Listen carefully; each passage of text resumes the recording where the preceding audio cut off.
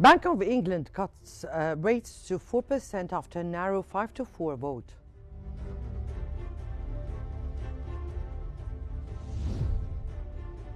US expects $50 billion revenues from tariffs.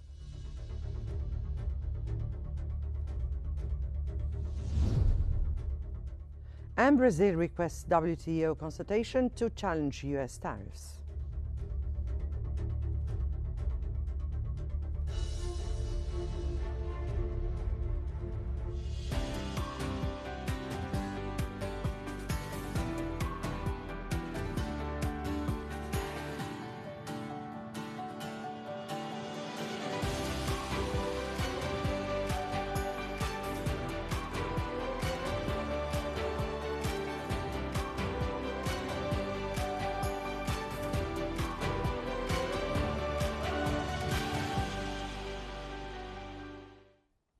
Welcome to the Economic Bulletin, where we start off with Europe.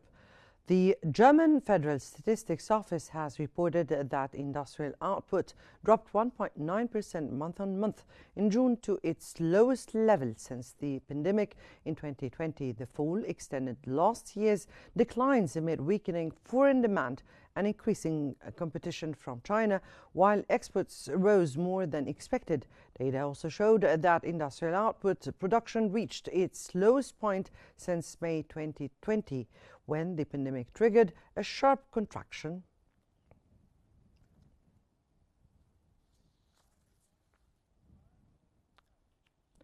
The Bank of England has cut interest rates to 4% in an unprecedented double vote as Monetary Policy Committee members clashed on the impact of a crumbling jobs market and higher food prices.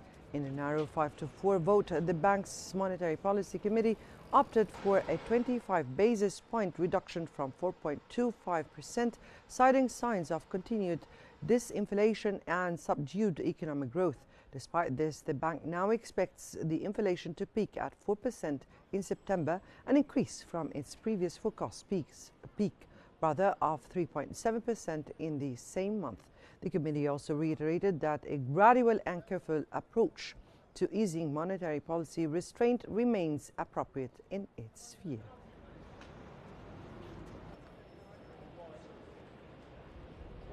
So today we've cut bank rates by 0.25 percentage points to 4%. There's been substantial disinflation over the past 2.5 years, supported by the restrictive stance of monetary policy. Domestic price and wage pressures have generally continued to abate in recent months, and that's allowed us to take another step today in reducing bank rates. But the picture is more complex than that. Headline inflation rose to 3.6% on the latest data for June, owing to increases in energy, food and administered prices. We think that inflation will increase to around 4% in September. Our job is to ensure that inflation falls back to the 2% target once these temporary factors pass, as we expect to see. So it remains important that we do not cut bank rate too quickly or by too much.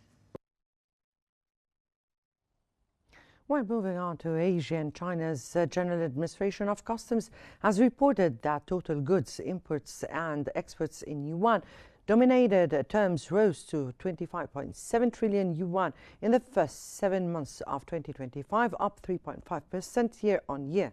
It added that the growth rate expanded from an increase of 2.9% registered in the first half of the year.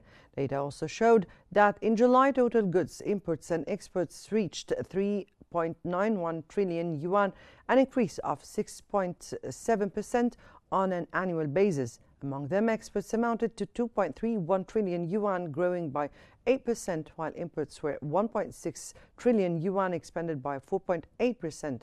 Additionally, China's imports and exports of high-tech products reached 5.1 trillion yuan, representing a year-on-year increase of 8.4%.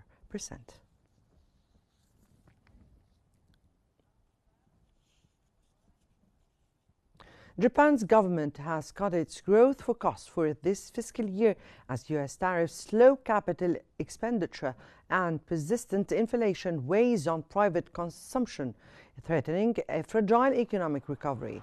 The government cut its inflation-adjusted gross domestic product growth forecast for the year ending in March 2026 to 0.7% from 1.2% projected in January.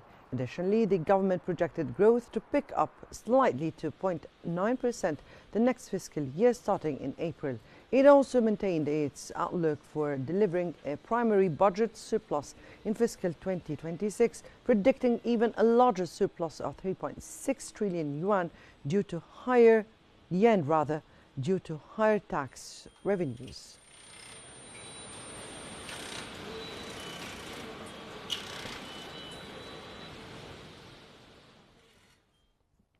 In Latin America, Mexico's National Statistics Agency has revealed that headline inflation slowed in July to its lowest level since late 2020, but the closely watched core rate remained above the central bank's official target.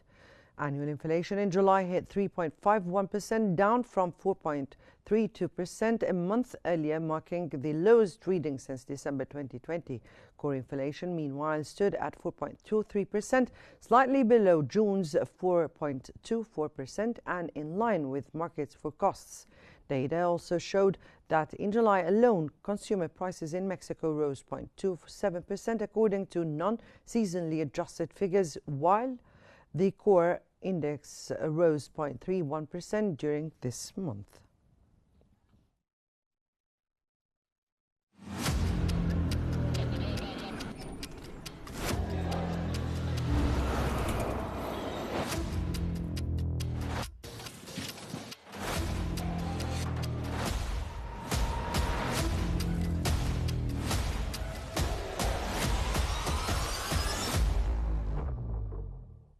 The U.S. and the Labor Department has revealed that the number of Americans filing new applications for unemployment benefits ticked higher last week, suggesting the labor market was largely stable even though job creation is weakening and it is taking laid-off workers longer to find new jobs. Initial claims for state unemployment benefits rose 7,000 to a seasonally adjusted 226,000 for the week ended August 2nd.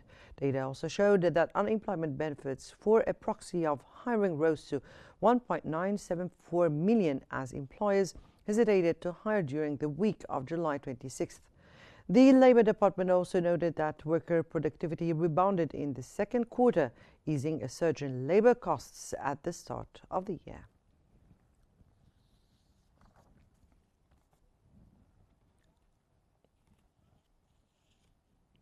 U.S. President Donald Trump has announced starting the process of interviewing candidates for an open position on the Federal Reserve's Board of Governors. He added that the candidate pool was probably down to three choices. Trump praised two candidates, with the first name Kevin as top contender. Additionally, Trump considered White House economic advisor Kevin Hassett and former Fed Governor Kevin Warsh for the job. He was a candidate, but I don't think he'll take it. I really don't think he'd take it, actually. Additionally, President Donald Trump has demanded the immediate resignation of Intel's new CEO, Lip-Bu Tan, calling him highly conflicted due to his ties to Chinese firms in raising doubts about the future of the American chip icon. Trump's comments came a day after U.S. Republican Senator Tom Cotton has sent a letter to Intel's board chair with questions about Tan's ties to Chinese firms and a recent criminal case involving his former firm, Cadence Design. Nobody said it to me at all. Nobody briefed me about that at all. Donald John Trump, do solemnly swear that I will faithfully take office of President of the United States. Capitol open the emergency and reciprocity. Mexico, Canada, Greenland.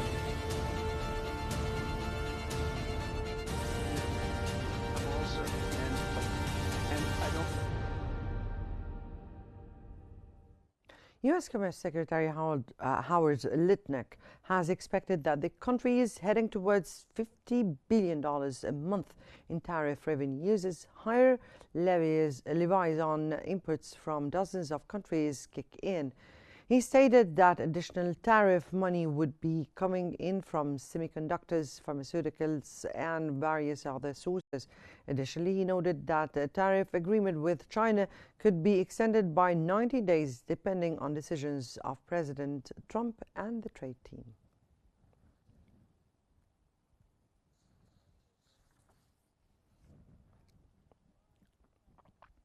U.S. President Donald Trump has announced imposing a tariff of about 100% on imports of semiconductors, but offered up a big exemption. He added that companies like Apple that are manufacturing in the U.S. or have committed to do so, there will be no charge.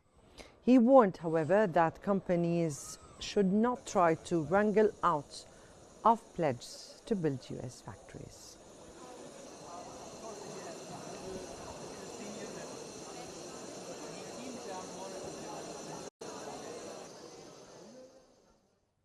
Following the announcement of new 25% tariffs on India for its purchases of Russian oil, U.S. President Donald Trump has stated that similar tariffs could happen to China and probably with a couple of other countries.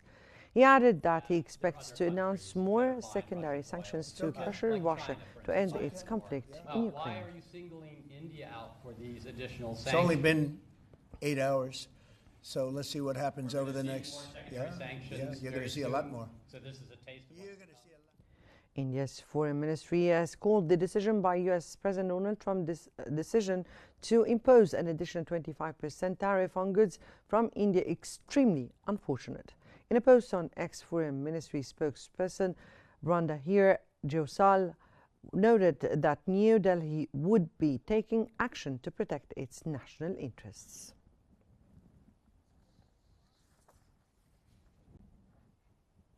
Australian Health Minister Mark Butler has expressed severe concerns over the U.S. President Donald Trump's latest threat to raise pharmaceutical tariffs to 250%. Butler also noted that the Pharmaceutical Benefits Scheme, a national program that subsidizes a wide range of prescription medicines for Australians, was not up for negotiation. America exports more pharmaceuticals to Australia than we do to them. They do it on a tariff-free basis. That served both of our countries very well, and will continue to argue the case for a continuation of free trade in pharmaceuticals. But as the PM said, to the extent that this is motivated by big pharma companies seeking to lobby the US administration to water down the protections of our PBS, it's simply not up for negotiation under our government. Well, we support the PBS. It is part of who we are as Australia. We're a sovereign nation. It's something that has produced massive benefits for Australia. It's a proud Labor creation, and we are building on it. Brazil has appealed to the World Trade Organization to challenge steep tariffs imposed by the U.S. President Donald Trump on Brazilian exports to the United States. Foreign Ministry filed a request for consultation at the trade regulating body, the first step in contesting the tariffs before the process reaches a possible dispute resolution phase. The ministry reiterated its willingness to negotiate and hopes that the consultations will contribute to a solution to the issue. Well, for further analysis, we're joined from Washington by Executive Director of Global Foreign Policy Center, Mr. Justin Russell. Welcome to Qnews Economic Bulletin. And let me here start by asking you about, what do you think, what does the U.S. decision to impose tariffs on both Brazil and India, those two major developing economies, suggest about the future of global trade relationships? Oh, good evening, Mona. It's good to see you. This is a dynamic shift in how the global economy is going to view trade. What you're talking about here is the U.S. is imposing steep tariffs. You're talking 25% to India and now 50% to Brazil. And the reasoning behind it, in India, it makes sense. It's a secondary tariff for them acquiring Russian oil. The Brazil one is a little bit kind of nuanced. It's actually kind of mind-blowing, where basically Donald Trump is weaponizing the tariffs for his own political personal gain. But Mr. Russell, how about India? You're saying it's okay for to impose those tariffs on India, but it's not okay on Brazil. But doesn't India have its own decision to secure its own energy resources? No, Mona. I agree with what you're saying, but if you dig deeper into it, this is a very key point. You know, the global community has actually called out Russia. There's no question that Russia, in their aggressions, violates international law. The global community is against Russia in large part. But we have Germany and Italy. They are already importing oil from Russia. So it's not just India, and India is an ally, a big ally to the United States. So what do you think of that? So here's the danger in this. On the secondary tariffs, we're talking about India, and we're talking about even some NATO partners that still acquire oil from Russia. When we talk about the secondary tariffs, there is a very distinct danger that this could backfire on the U.S. economy.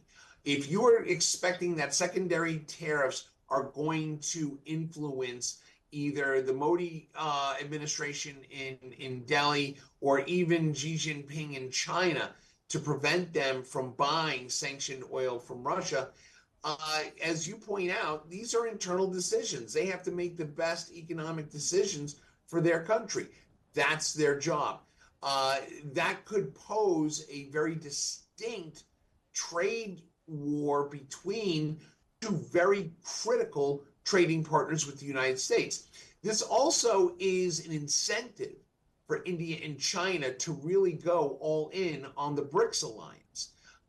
The BRICS alliance is becoming very stronger because of the tariff war that Donald Trump is putting on the rest of the world. Mm-hmm. So, you know, the reality is the reasoning behind the secondary tariffs and the sanctions are solid. It is to prevent them from feeding money into the Russian economy that allows them to bankroll their illegal aggression against Ukraine.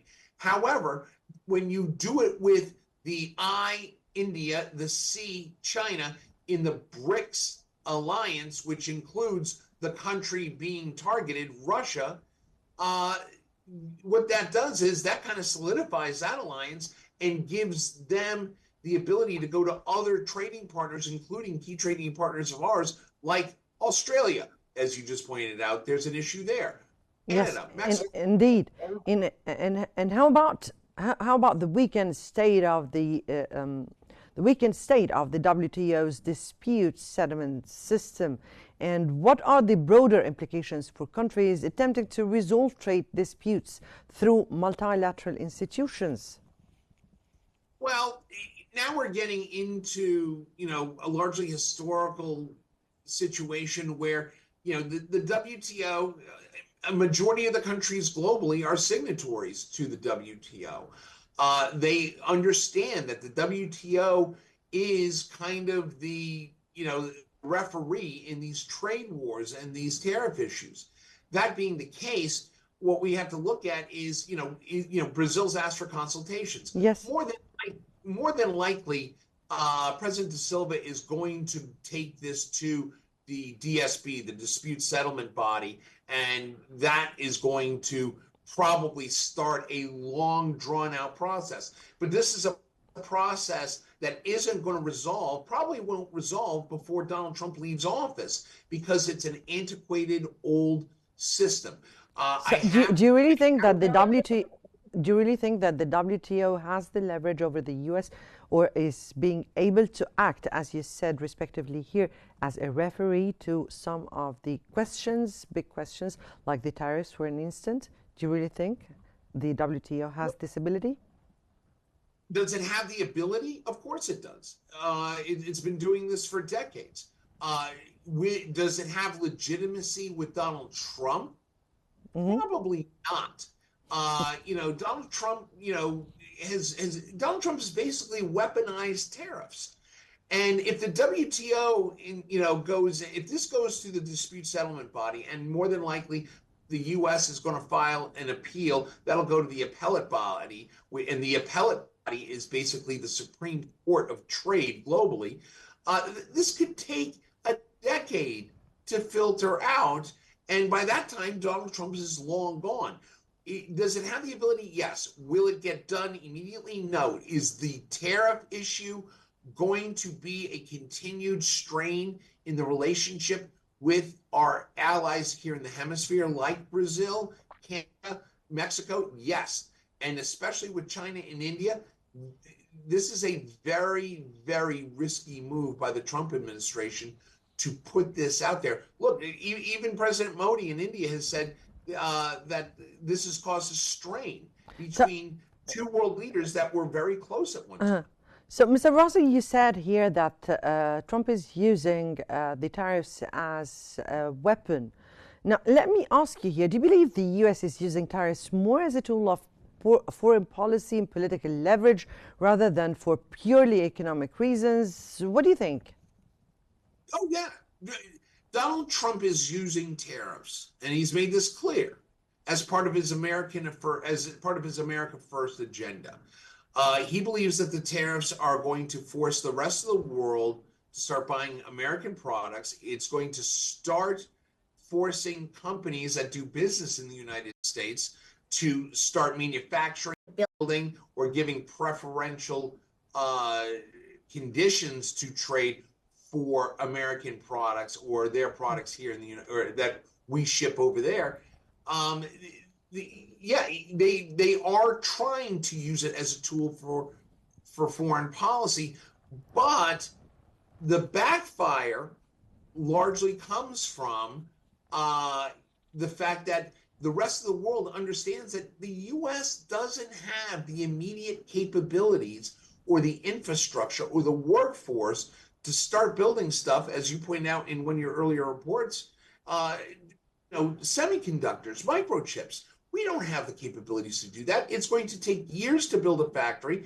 We don't have the workforce trained to build something that intricate and that detailed.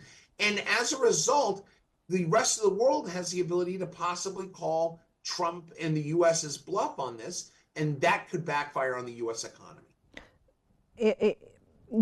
If I may ask you here about the political motives or how Trump is dealing with the situation when the U.S. has publicly linked the tariffs to Brazil's prosecution of former President Bolsonaro.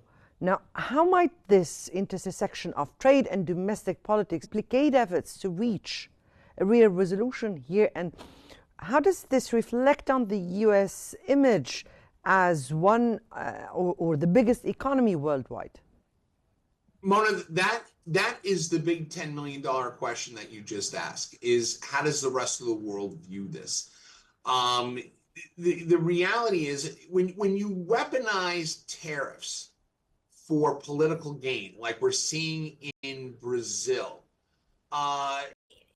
President Lula doesn't have a requirement to say that you are not going to basically, bully us into forcing our judicial system to take the bracelet, the ankle bracelet, off of former President Bolsonaro. Just because he's your friend, we understand that, but former President Bolsonaro has to answer for criminal charges, and he will either be found innocent or not guilty, or guilty in a Brazilian court. That is an internal issue. But to basically hold the economic relationship in, to basically try and extort a political gain out of Sao Paulo for President Trump's personal political agenda, that doesn't give a lot of credibility. We look like a bully, and we don't look like a responsible or a trusted trading partner to the rest of the world. And there's no incentive for them to trade with us. This gives the advantage to places like Brazil, So India, do you China. think, do you really think, Mr. Russell, that these moves by the US could drive Brazil and India to strengthen economic ties with alternative partners such as China, the BRICS as nations? What are the potential global ripple effects? Well, the BRICS alliance is already solidifying. We've seen that recently, with with the trade agreement between the UK and India. It's the largest trade agreement they've ever had. That gives solace to the BRICS alliance. We are starting to see Africa, the African continent, the countries in Africa are starting to solidify and become insular. They're starting to trade amongst themselves. So the BRICS alliance is getting stronger. And what that shows the rest of the world is, hey, there are alternatives to just being reliant on the United States. You don't have to be. We're not going to pull the same things that the Trump administration is trying to pull when it comes to trade and economic cooperation. So the advantage goes to, particularly in this case, Xi Jinping in China. Right. From Washington, that was the Executive Director of Global Foreign Policy Center, Mr. Justin Russell. We thank you so much for your insights and for being with us. Now we move to the latest developments from the commodities sector.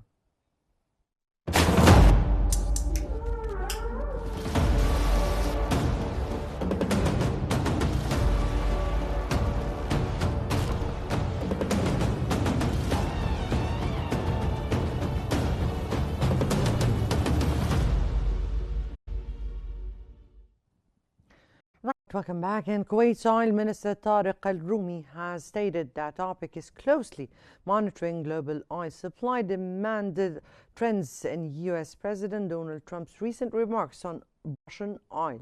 He described the market as healthy with demand growing at a moderate pace, adding that he expects oil price to be below $72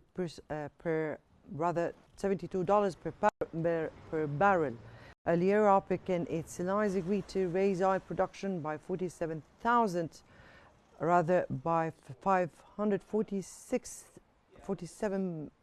barrels per day for September.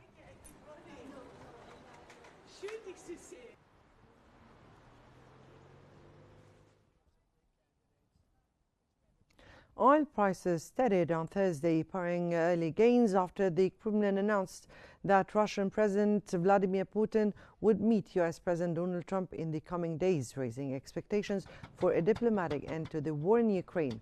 Where crude futures were up 0.4% at $67.13 a barrel. U.S. West Texas Intermediate crude was up 0.3% to $64.56 a barrel.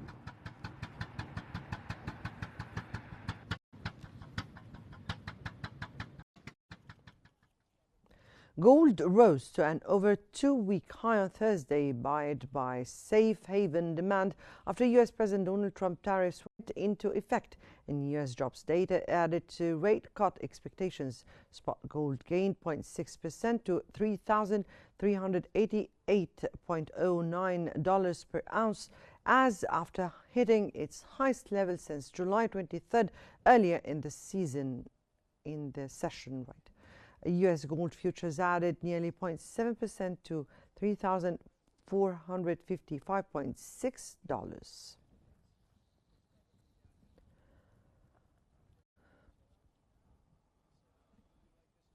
And global markets presented a mixed picture, with U.S. futures showing mostly decline, while Asian and European stocks showed very wide performance. In the U.S., Nasdaq futures rose 0.41%, while S&P 500 futures were down 0.13%, and Dow Jones Industrial Average futures declined 0.75%. Meanwhile, in Asia, a positive trend was evident as the Shanghai Composite rose 0.16%, the Hang Seng Index jumped 0.69%, and the Nikkei 225 increased 0.65%. European markets were also mostly the green, with Germany's DAX advancing 1.11% and France CAC 40 gaining 0.97%, while the UK's FTSE 100 was down 0.72%.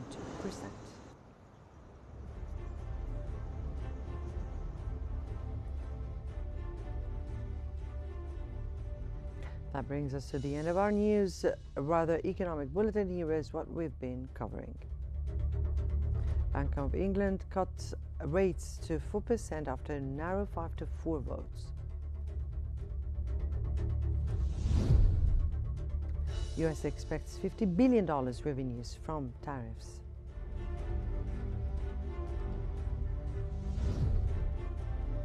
And Brazil requests WTO consultation to challenge US tariffs. This concludes our economic bulletin. Don't forget to follow Qnews on YouTube, Facebook, X, Instagram, and TikTok at Qnews EGY to stay informed. Many thanks for watching, and stay tuned for more updates on Qnews.